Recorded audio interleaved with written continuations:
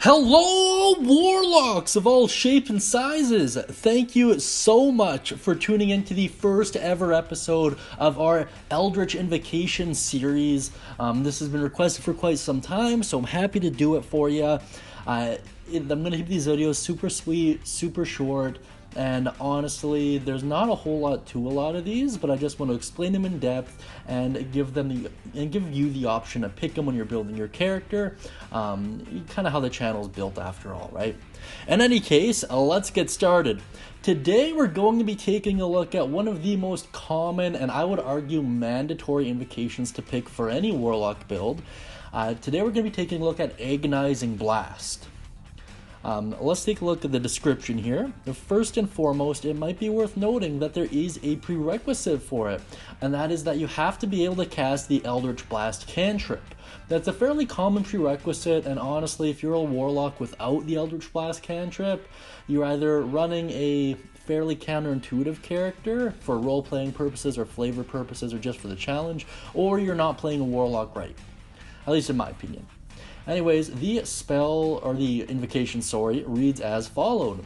When you cast Eldritch Blast, add your Charisma modifier to the damage on each, or it deals on each hit, or on a hit. Very cool stuff.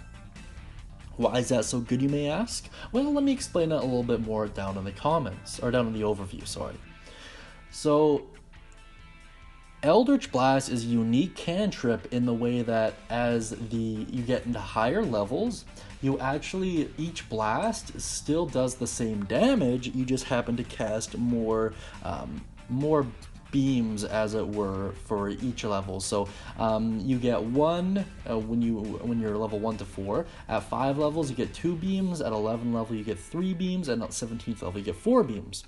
So what that means is each separate beam you have to roll a separate attack roll for, and because each counts as a separate hit, you get to add your Charisma modifier to each blast.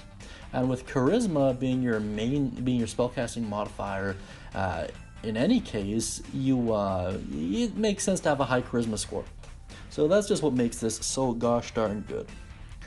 In any case, if you have any ideas, any cool builds, alternative uses, or thoughts about Agonizing Blast, please put them down in the comments below. I really like reading them. I know everyone else does as well. That being said, thank you so much, guys, and I will see you next time. Have a great day, and as always, happy casting.